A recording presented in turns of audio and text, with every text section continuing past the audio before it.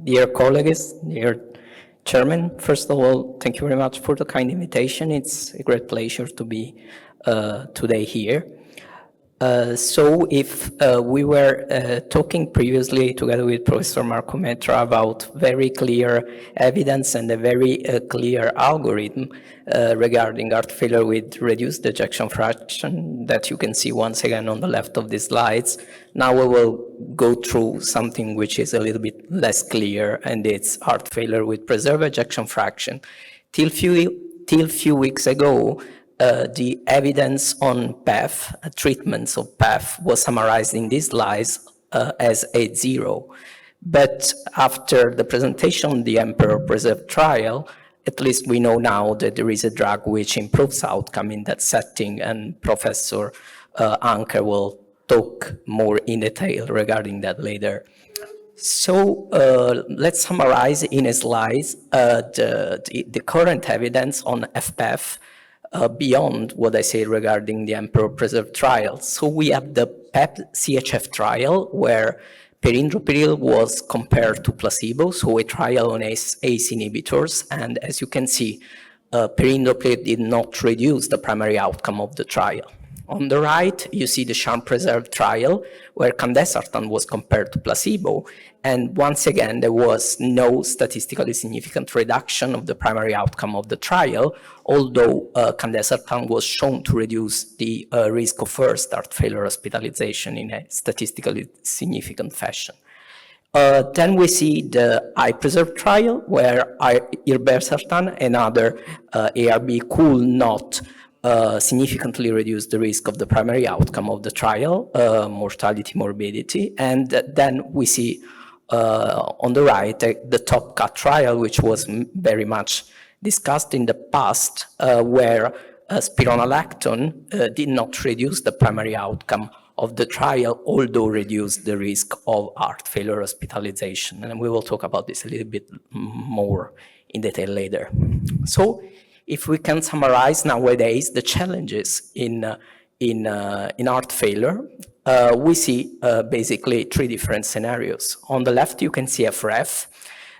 It's true, we have nowadays even more and more drugs, as once again reported by Professor Metra. But the big problem in REF, I will say, it's the implementation of the use of these drugs, and we will talk a little bit more later. And in heart failure with mid-range ejection fraction, which is now renamed mildly reduced ejection fraction, we have two major issues. So implementation is one issue because now we have some treatments with a recommendation for being used in this setting, although not very strong. And then there is still need of innovation, so new treatment in this field. And once again, the Emperor Preserved enrolled also a population with mildly reduced ejection fraction. So here we will see probably soon a new treatment. And in heart failure with preserved ejection fraction, we have not a very clear treatment algorithm. So we limit ourselves to treat symptoms and risk factors. Plus, after the presentation, the Emperor Preserved empagliflozin has been shown to improve mortality and morbidity in this setting. So the first issue is implementation. These are data from our registry in Sweden, Riksvikt, which means Swedish Heart Failure Registry. And here you can see what happened in our registry over the last 20 years. You can see that the use of ACE inhibitor and the ARB is more or less high, although it could be implemented even more. And the different curves reflect the different use according to age. We can see that also the use of beta blocker is not that bad, it's around 90% stable over the time, but we can see that the implementation of ARNI has been very, very slow. And we can see that the use of mineralocorticoid receptor antagonist has been overall very low over the years. And we can also see in this study that the use of optimal dose of treatments was extremely limited in this patient, although we later adjusted also for tolerability issues. So we were talking about individual treatments in REF. Here you see how these treatments are used nowadays in a combined fashion, and less than 25% of patients with heart failure with reduced ejection fraction receive a renin-angiotensin system inhibitor or a mineralocorticoid receptor antagonist or a beta blocker, although in this forest plot, it's shown that combination therapy it's actually associated with improved prognosis. And let's go through the evidence in heart failure with mildly reduced ejection fraction. So this comes, as Professor Metra said, from post-hoc analysis of clinical trials in other settings. So in the CHARM trials, it was observed that in patients with ejection fraction between 40 and 50, candesartan was effective. In the top cut, it was shown that in patients with ejection fraction less than 50, spironolactone was effective. In this meta-analysis of beta blockers trials, it was shown that in patients with ejection fraction less than 50 and sinus rhythm, beta blockers improved mortality and morbidity. And in this study where the authors combined data from Paragon-HF and Paradigm-HF, it was shown that actually there was benefit for sacubitril/valsartan in patients with ejection fraction 40 to 50. So from these 4 trials, it clearly emerged that patients with ejection fraction 40 to 50 benefit of the same treatments as those with ejection fraction less than 40.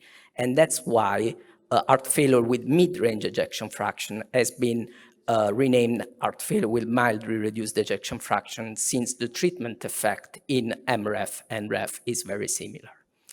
These are just few words regarding the Emperor Preserve trial, since you will have a talk just focusing on that. So as you all know, empagliflozin in patients with ejection fraction more than 40 and with symptomatic heart failure, meaning NIA class more than 2, and elevated NT-proBNP, it was shown that empagliflozin reduced the primary outcome of the trial, which was a combined endpoint of cardiovascular mortality and heart failure hospitalization by 21%. And this effect was driven mainly by the reduction in risk of heart failure hospitalization, since the drug didn't reduce cardiovascular mortality.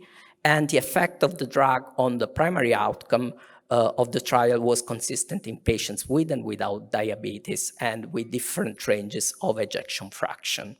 So this is a big step in HFpEF and FMREF pharmacotherapy. And let's spend some more few words trying to understand why it's so difficult to treat patients with HFpEF.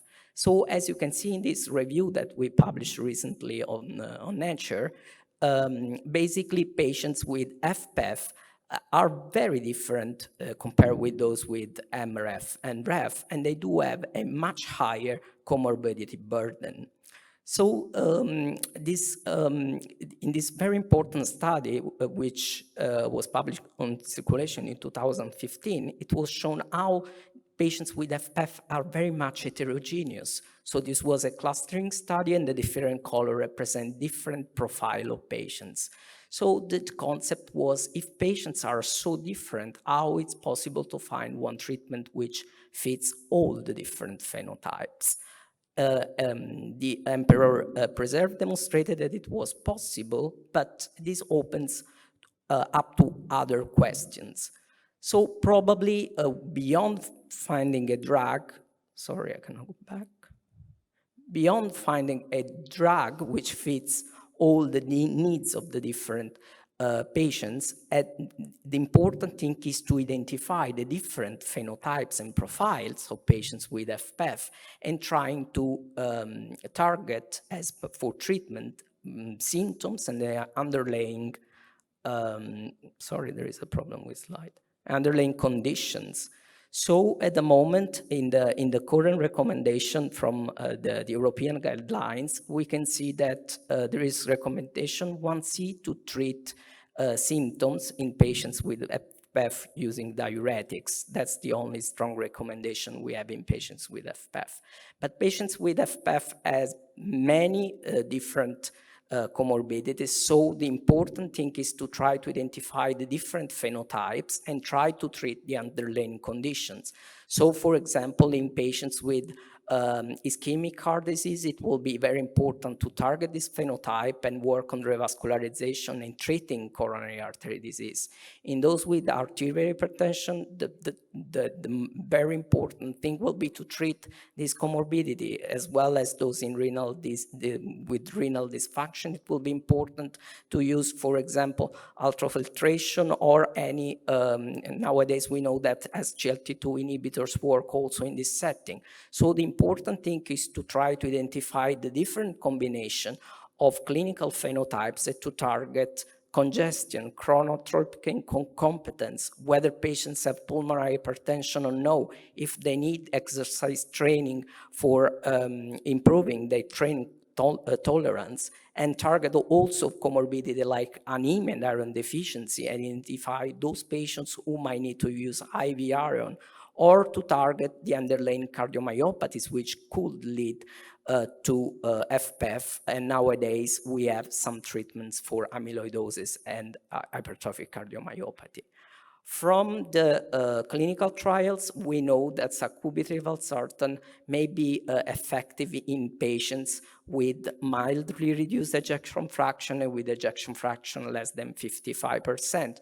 So, for example, and we also know that sacubitril/valsartan might be more effective in women compared with men. So, for example, in patients with PEF, hypertension, and who are women, basically sacubitril/valsartan might represent an option. And we know from the TopCat trial that in this trial, spironolactone improved outcome in the Americas. So mineralocorticoid receptor antagonists may still represent an option for some patients with HFpEF. So this is where we stand with HFpEF today. I would like to thank you for your attention with this picture of our University Hospital. Thank you. Thank you very much. One of the problem with the HFpEF is, although we are learning, but still we don't know how to diagnose it, to be honest with you. I mean, maybe you can simplify it for us, how to diagnose it. Yes, the HFA developed a very clear and a very simple algorithm which allows to drive the physicians through the diagnosis of HFpEF. It's a multi-approach. It's a multi-step approach which starts from the assessment of symptoms and the clinical signs of HFpEF, the dosing of natriuretic peptides, and assessing ejection fraction and other important features that can be tested by echo, like diastolic dysfunction, and going through a score which allows to identify the probability of having HFpEF. And based on that score, we get the decision whether proceeding with more detailed and invasive diagnostic like heart catheterization, for example, or more expensive diagnostic like magnetic resonance, which allows also to identify eventual underlying cardiomyopathies, for example. So that's something very clinical oriented. I might suggest all the clinicians to follow in their clinical practice.